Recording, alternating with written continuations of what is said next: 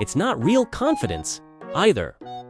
It's the kind that comes from watching one 5-minute video online and thinking you've absorbed the skill through the screen.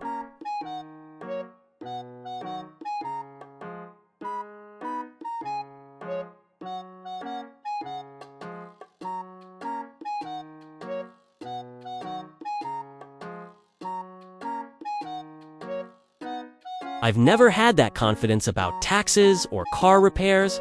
Cooking, though, makes me delusional.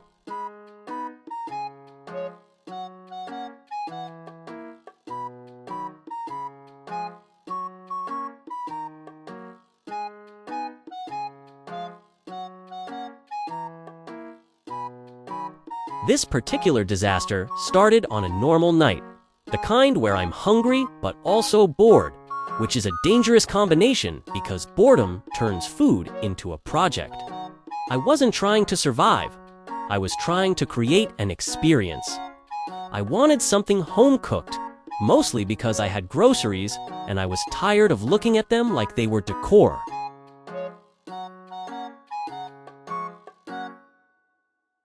My fridge had been filled with ingredients that looked optimistic in plastic packaging, slowly aging into guilt.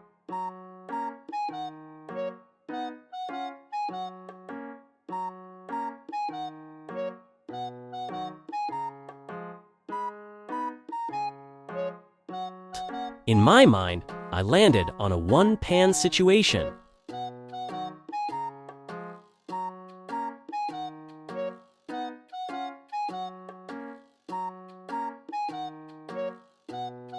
One-pan meals sound responsible.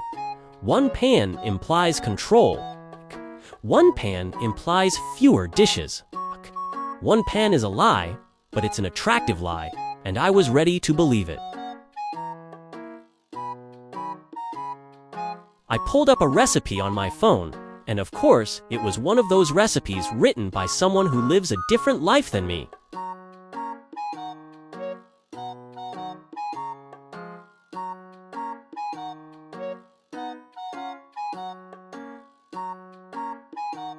Zest is always a red flag. Zest is what happens when a recipe is trying to flex. Still, I convinced myself I could improvise, because improvisation is my favorite way to make things worse. Improvisation is how I turn a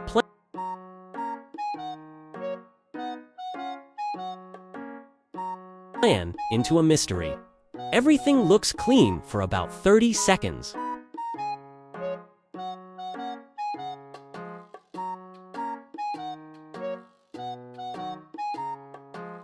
The kitchen is quiet, the ingredients are lined up, and I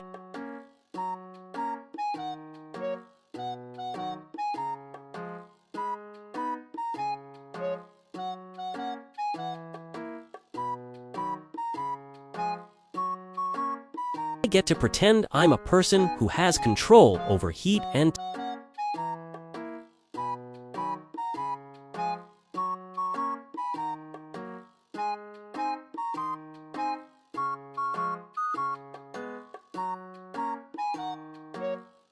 time.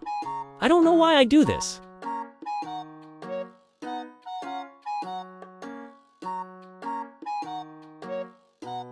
I poured oil in, and that's when I realized I have no idea how much oil is a drizzle. People in recipes say a drizzle like it's a measurable unit. My drizzle is either a light mist or an environmental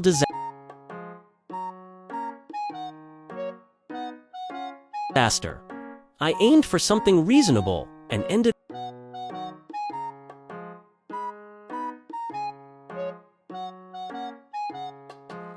up with a shiny lake.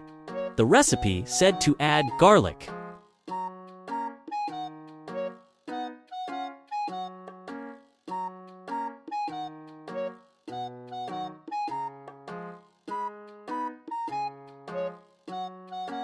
Then it shifted. The smell went from restaurant to regret in real time. Garlic has a very short window between fragrant and burned, and my window apparently lasts the length of one blink.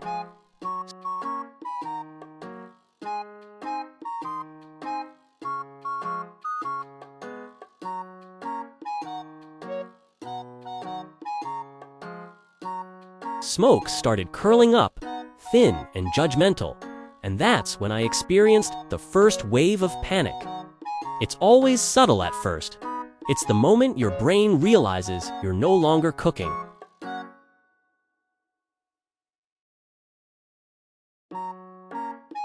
I lowered the heat, which felt like the correct adult move, but it was too late.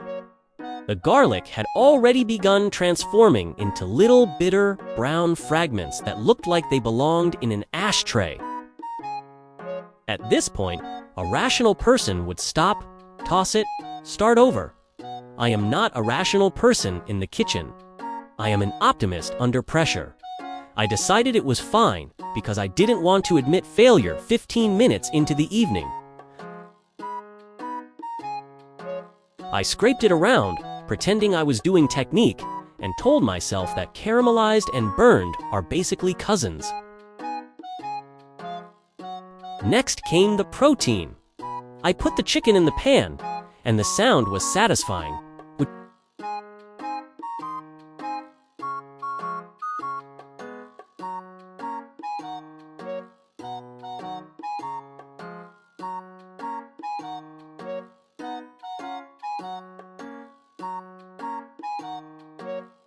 Which immediately made me feel like things were back under control.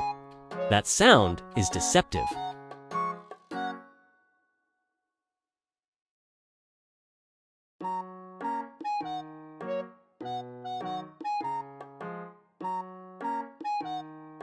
That sound is the kitchen saying, "Sure, go ahead, feel good for a second." I started moving pieces around, trying to get that golden color I've seen online. My golden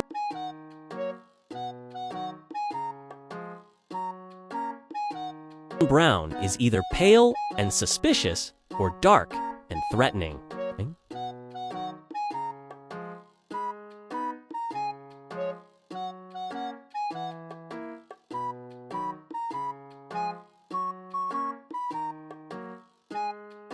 There is no in-between. In real life, multitasking just means failing in multiple locations at once.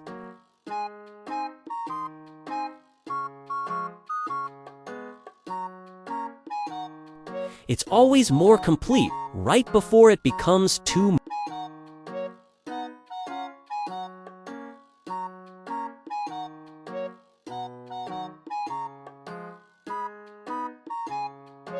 much.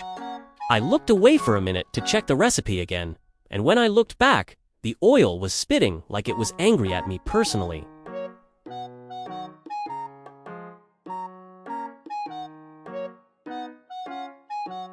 Tiny dots of hot oil were launching themselves onto the stovetop, the counter, my hand, and probably the ceiling. I started flinching every time it popped, like I was being attacked by a pan.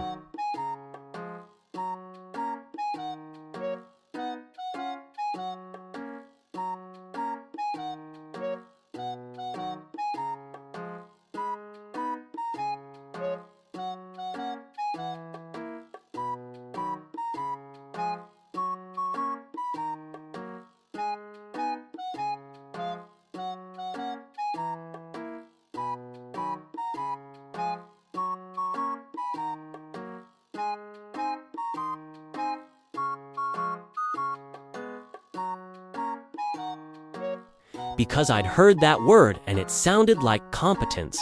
In my head, this was the moment where I'd transform the burned garlic and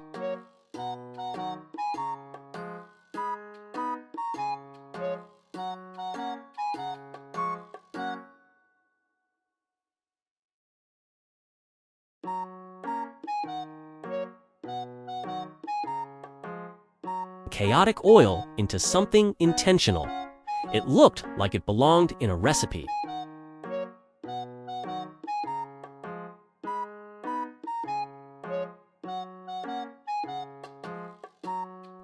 It was a mystery liquid. It was either old apple cider, questionable vinegar, or something I once bought with good intentions and then abandoned. Instead of stopping, I took the most reckless step a person can take in a kitchen. I used it anyway.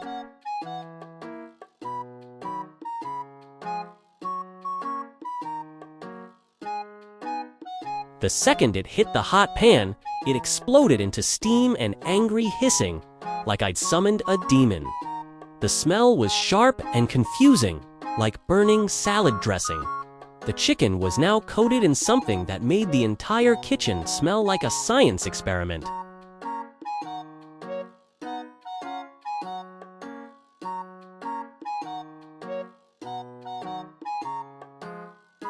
That's when the mess started escalating from rough cooking night to incident. I tried to stir everything, but the spoon slipped because of the oil lake and the panic sweat on my hands. The spoon launched a splatter of sauce across the stovetop, and a few droplets hit the floor.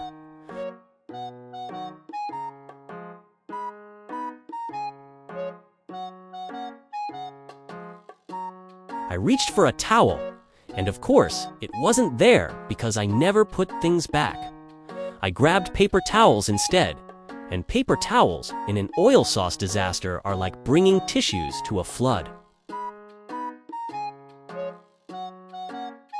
I wiped, and the mess just spread, becoming thinner but wider, like it was expanding territory.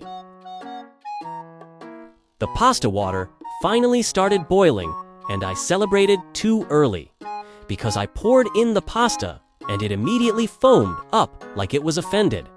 The pot threatened to boil over.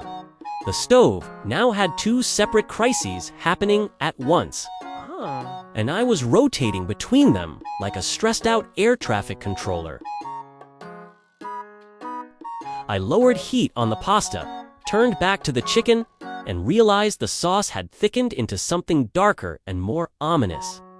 The smell had evolved into a three-layer situation: burned garlic, tangy mystery, and the faint sadness of overcooked protein. Smoke was no longer subtle. Smoke was now a visible character in the room, hovering near the ceiling like it had opinions.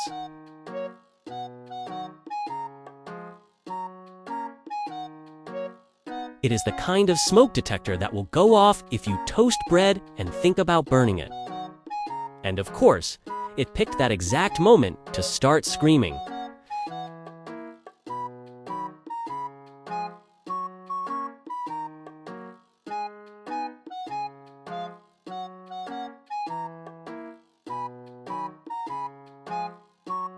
The sound is immediate psychological warfare. It's not just loud, it's accusing. It's a siren that makes you feel like your neighbors are already judging you through the walls. I tried fanning it with a cutting board. I tried opening a window. I tried waving a dish towel like I was signaling a helicopter. None of it worked. The alarm kept going, and every beep was basically saying, "This adult does not know what they're doing." At the same time, I was still trying to save the meal. I tasted the sauce, which was the biggest mistake emotionally because it made it real. It was bad. It wasn't need salt bad. It was what am I tasting bad. The flavor was sharp and burnt and weirdly sweet, like a dessert that hated me.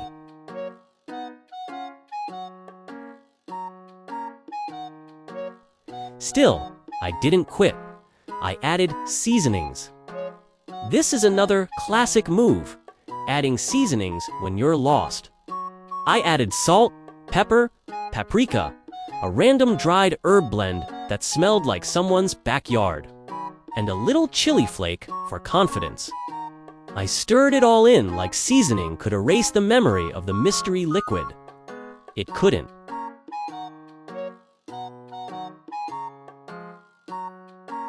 Then the pasta got overcooked because the smoke detector had stolen my sense of time.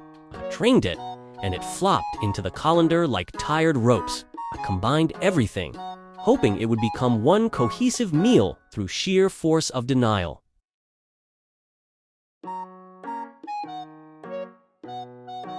The sauce had a dull sheen, like it had given up.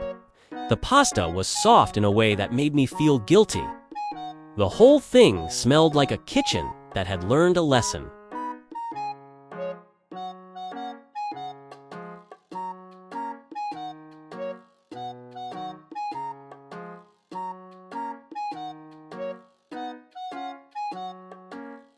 I took one bite and realized I'd achieved something rare.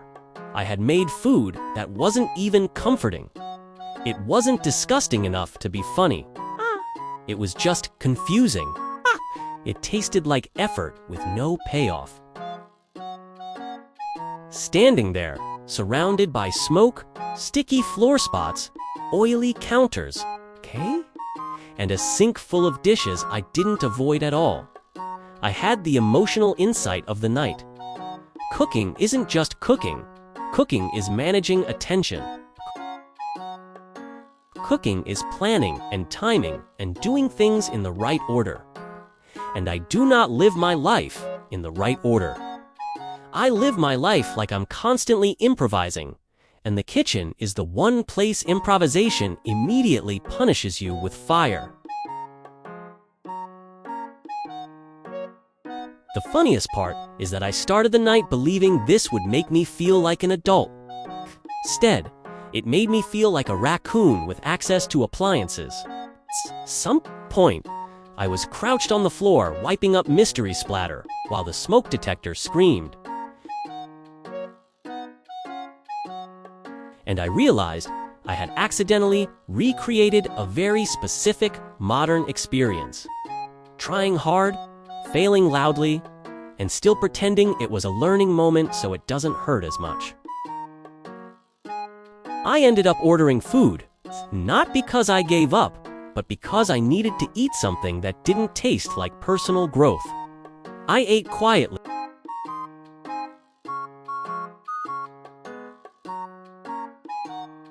staring at the disaster I created, and felt a weird mix of shame and pride.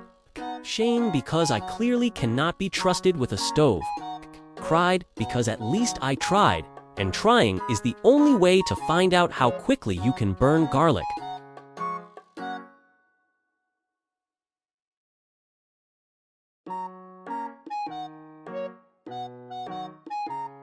Now my approach to cooking is more realistic. Still want to learn. I still want to be able to feed myself like a functional adult. But I've accepted that my kitchen confidence has to be earned, not imagined. I don't get to watch a video and become a chef. I have to start with one thing, not 3 burners and a mystery bottle with no label. If you've ever turned a simple recipe into a full kitchen incident, you're not alone. Some of us are just built for takeout, and that's okay. That's okay. The important thing is pretending we're fine while we wipe sauce off the floor. If you made it this far, do the algorithm thing. Like, subscribe, whatever. And leave your worst cooking disaster in the comments. Because I need proof that I'm not the only person who can burn garlic in under 10 seconds and still call it an experiment.